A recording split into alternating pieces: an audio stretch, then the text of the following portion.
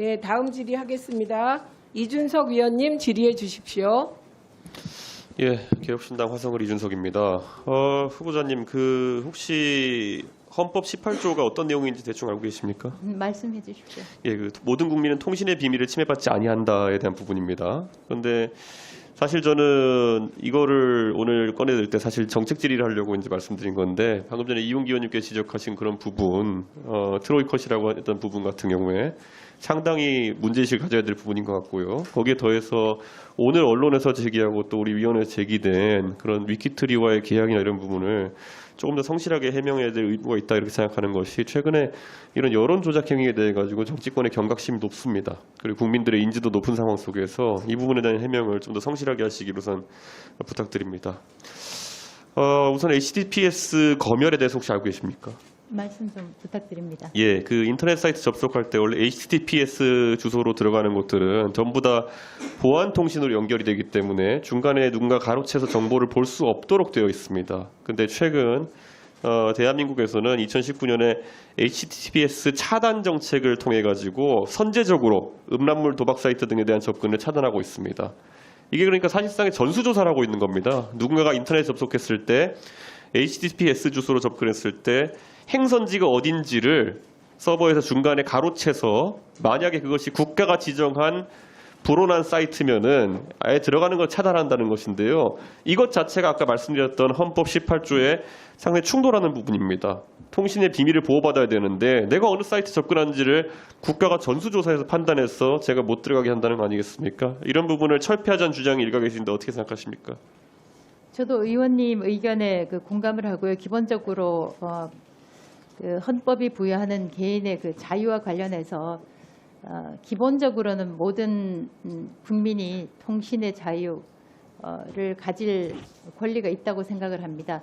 다만 최근에 N번방의 비밀 사건도 있었고 최근에 있었던 사이버 레커 사건도 있었기 때문에 이런 부분이 두 개의 가치가 충돌하는 게 아닌가 싶습니다. 예, 제가 임명이 된다면 지금 말씀하신 부분에 대해서 어떻게 하면 개인의 권리를 최대한 보호를 할 수 있을지에 대해서 찾아보겠습니다. 후보자님, 이게 사실 두 가치의 충돌이라고 하기에는 우리 산업에도 막대한 지장을 주고 있습니다. 그래서 지금 보면은 전기통신사업법의 22조의 5를 보면요. 통신 사업자에게 불법 촬영물 등의 유통 방지 의무를 부과하고 있습니다. 그래서 지금 카카오톡이라든지 아니면 커뮤니티 사이트들 같은 경우에는 이미지 검열 서버를 자체적으로 마련해야 됩니다. 그래서 이용자가 전송하는 이미지들을 이것도 마찬가지로 통신 비밀을 침해하는 겁니다. 서버가 들여다보고 음란물이든지 아니면 불법 자료라고 생각하면은 전송을 거부하도록 되어 있습니다. 그런데 이게 뭐겠습니까? 서버가 들여다본다는 건 전수조사입니다. 내가 내 사랑하는 사람과 어떤 사진을 전송하든지 어떤 사적인 통신 같은 것들도 다 서버가 들여다볼 수 있도록 하는 그런 상황인데 사실 이게 아무리 범죄 예방이라 하더라도 이런 식이면요. 음주단속을 전수조사하는 거랑 똑같은 거예요. 그런데 이런 식의 규제 위주의 통신 정책 때문에 지금 대한민국 산업 자체가 위축되고 있습니다. 과거에 혹시 후보자께서는 대통령과 검사 출신인 권성동 원내대표가 소위 체리 따봉 문자라고 하는 것을 주고받은 걸 보신 적 있습니까? 봤습니다. 이 두 분의 여당 핵심 관계자들이 하필이면 왜 국산 메신저가 아닌 텔레그램을 통해 가지고 이런 내용을 주고받았는지 혹시 고민해 본 적 있으십니까? 후보자께서는 두 메신저 다 쓰십니까? 예, 쓰는데 의원님 말씀하신 대로 국내 메신저들은 지금 말씀하신 대로 이것이 서버에 남아서 흔적이 남아서 비밀이 주고받은 통신 비밀이 유출될 수 있지 않을까라는 그 우려에서 이 독일 텔레그램을 많이 사용하는 걸로 그렇게 알고 있습니다. 아니 감히 누가 대통령과 원내대표의 통신을 감청할 것을 우려해가지고 대단한 내용도 아닌 게 사실 확인돼가지고 이준석 뒷담화하는 내용이었는데 이런 걸 텔레그램을 주고받지 않습니까? 이런 상황 속에서 어떤 국민들이 우리 국내 기업들의 메신저들의 통신 보안을 안심하고 이용할 수 있겠습니까? 저는 그렇기 때문에 이 규제가 사실 저는 아까 음란물을 유포를 막는다든지 아까 N번방이라는 것도 텔레그램 통해서 유포된 겁니다. 결국 텔레그램 사업자에게는 전혀 적용되지 않는 검열들이 국내 사업자들에게만 의무로 부과되어 가지고 우리 소비자들의 통신 시장에 대한 신뢰만 떨어뜨리고 있습니다. 이 부분 적극 시정할 의사가 있습니까? 적극 시정할 의사 있고 좋은 말씀 주셔서 감사합니다. 그리고 제가 어제 서면 답변이 좀 부실하다는 지적을 드린 바가 있는데요. 이준석 후보자의 방송 언론 관련 이력 중에 가장 돋보이는 건 저는 지역 MBC 사장을 지낸 것이라 생각하는데요. 지역 MBC 사장으로서 경영 실적에 대해서는 몇 번 저희 위원회에 말씀하셔가지고 1위 했다, 2위 했다 이런 거 말씀하셨는데요. 그건 아마 수치적인 걸 얘기한 것일 테고요. 방통위가 혹시 지역방송 발전 지원 특별법에 따라 가지고 지역방송 발전 지원 계획을 수립해야 된다는 것 혹시 알고 계십니까? 예, 알고 있고 지금도 금액은 45억 원 안팎으로 지원을 하는 걸로 알고 있는데 제가 지역사 사장으로 있었기 때문에 그러한 금액이 턱없이 부족하다고 느끼고 있습니다. 그런데 실제로 윤석열 정부 들어서서 2022년부터 2023년까지 그 전 문재인 정부에 비해 가지고 지역방송발전위원회가 회의를 갖는 횟수라든지 아니면 실제로 업무 논의하는 횟수가 확연히 줄었습니다. 그래서 지난 3년간 10차례 개최해서 20개의 안건밖에 심의하지 않았는데 그것은 그 전에 비해서 2분의 1 토막, 3분의 1 토막 난 수치거든요. 저는 지역 MBC 사장 출신으로서 사실 예산도 아까 45억 정도 얘기하셨는데요. 이 예산이 정체되어 있습니다. 혹시 방통위원장이 되시면은 이런 예산을 어떻게 증액하실 생각이 있으십니까?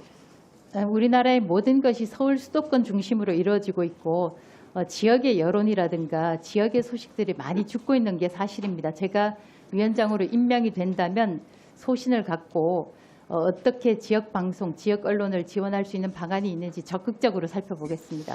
예, 사실 뭐 지역 MBC 중에 보면 경남 같은 경우에는 어른 김장아 같은 다큐멘터리 영화라든지 이런 것이 백상예술대상 상까지 받을 정도로 좋은 콘텐츠들이 있는데 이런 것들을 방송통신위원회에서 진흥하는 것에 규제만 아니라 그리고 이사진 선임하는 것뿐만 아니라 진흥까지 좀 책임졌으면 하는 생각입니다. 그리고 앞으로 윤석열 정부에서 만약 일하시게 되신다면은 제가 아는 한에서는 대통령께서 정책에 대한 입장이 자주 변하시는 부분이 좀 있습니다. 그래서 이 부분에 대해서 한번 질문드리고 싶은데요.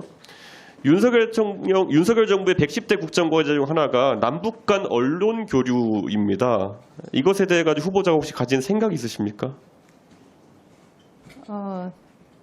대통령께서 남북 언론 교류를 내세우셨다면 저희도 원칙적인 입장에서 그 철학을 이행하는 게 마땅하다고 생각합니다. 그래서 2022년 10월에 통일부에서 위성이 아닌 일반 수신기를 이용해 가지고 북한 방송 조선중앙TV를 대한민국에 개방하겠다라고 발표했습니다. 이진숙 후보자께서는 조선중앙TV를 대한민국에 개방하는 것을 찬성하십니까? 반대하십니까? 전 좀 검토를 해봐야 되겠습니다. 그 답변을 드리기 위해서. 실제로 SBS에서 이것과 관련해 가지고 다큐멘터리를 제작하고 이것은 방송통신위원회에서 제작 지원한 다큐멘터리였습니다. 이에 따르면 개방에 찬성하는 국민이 47%, 방송 전문가는 80%가 동의, 남북 문제 전문가는 84%가 동의를 했거든요. 그런데 문제는 이제 이런 부분에 대해 가지고 2022년에 추진하다가 또 2023년에는 국민 정서 고려하여 신중한 접근을 필요로 한다. 이런데 사실 아까 봤던 것처럼 국민 정서상으로는 큰 문제가 없거든요. 이 부분에 대해 가지고 방통위가 혹시 방통위원장이 되시면은 다시 한번 추진을 해보실 생각이 있으십니까? 적극적으로 검토해 보겠습니다. 예, 사실 이 부분이 그 후보자께서는 본인이 우파적 성향을 갖고 있다 생각하십니까? 좌파적 성향을 갖고 계시다고 생각하십니까?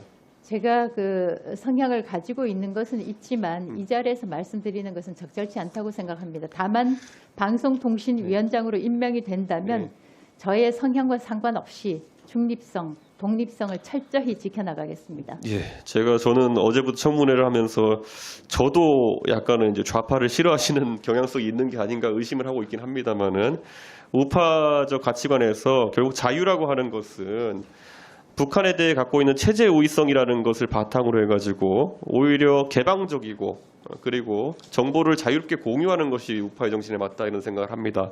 그렇기 때문에 일각에서 이런 부분, 예를 들어 북한의 실상을 공개한다고 하면은 고무 찬양이나 아니면 추종하는 상황이 생길 수 있다라고 보는 시각도 있는데 본인은 거기에 동의하지 않습니다. 실제로 텔레비전이라는 창을 통해 가지고 실제 북한 체제의 그런 어떤 실상을 보여주게 되면은 오히려 우리 국민들이 정확한 정보를 전달할 수 있지 않을까 생각합니다. 그래서 이런 사업에도 관심을 가져주시길 부탁드리겠습니다. 그렇게 하겠습니다. 예. 네, 수고하셨습니다. 다음으로